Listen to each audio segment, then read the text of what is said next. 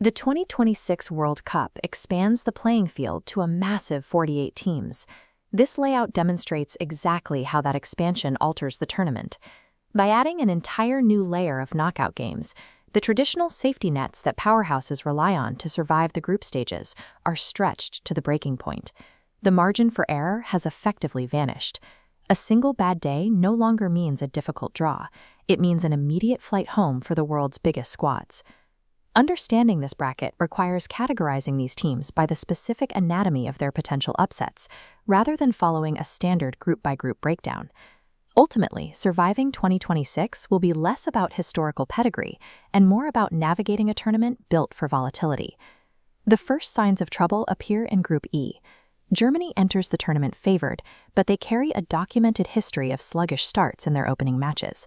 The Ivory Coast is built to exploit that hesitation. Using elite pace on the wings from players like Amad Diallo and Simon Adingra, they have the attacking profile to secure a stunning 2-1 victory over the four-time champions. An even larger target sits in Group J. Argentina enters as the defending world champions, carrying the heavy expectation of defending their crown on North American soil. Austria, under manager Ralf Rangnick, deploys a relentless, suffocating high press. They don't give the South Americans the time or space necessary to establish their rhythm on the ball. That high-octane pressure triggers a 2-1 defeat for the champions. Austria takes the top spot, dropping Argentina into a vulnerable second-place finish. Before the knockout rounds even begin, the bracket is scrambled. The Giants are wounded, and the pathways to the final have been completely rewritten. The introduction of the round of 32 provides a brand new stage for dark horses to gather momentum. Japan has consistently produced high-level talent, but they continually hit a wall in the knockout stages, losing agonizing matches when the pressure peaks. This time, they bring a massive pool of depth to the States.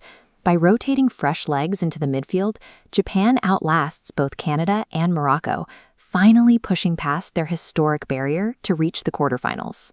For the host nations, playing on native soil provides a tangible surge in energy from the crowd. The United States harnesses that exact atmosphere. Feeding off raucous home stadiums, they avenge their 2014 defeat by knocking out Belgium and surging into the Final Eight.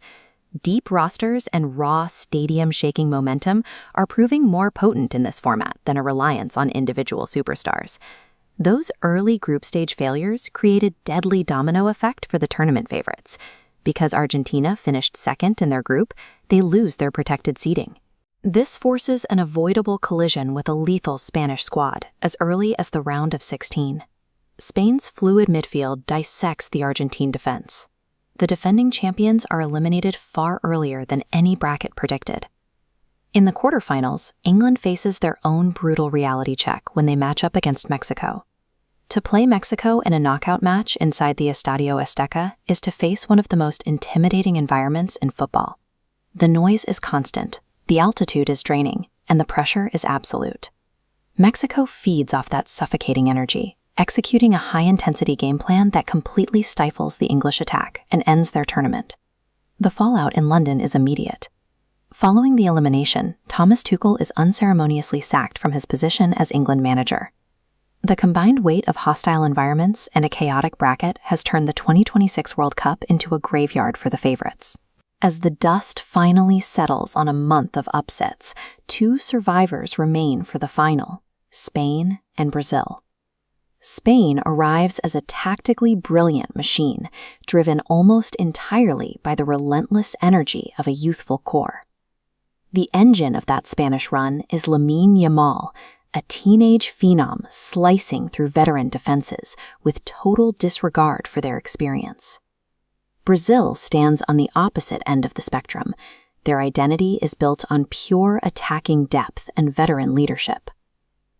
Leading that Brazilian front line is a fully rehabilitated Neymar, returning to the international stage to guide his country one last time. This final serves as the quintessential generational intersection, the rising student challenging the returning master. Over 90 minutes of end-to-end football, Brazil outlasts the Spanish youth to claim a 3-2 victory. Neymar delivers a virtuoso performance, providing the key goals and securing a massive personal redemption after years of devastating tournament exits. This victory completes the Hexa, Brazil's decades-long pursuit of their mythical sixth world championship. Lifting the trophy in 2026 places this modern squad alongside the 2002 roster, fulfilling a destiny 24 years in the making. Out of the most chaotic format in the tournament's history, 2026 ultimately yields a legendary, legacy-cementing act of individual redemption.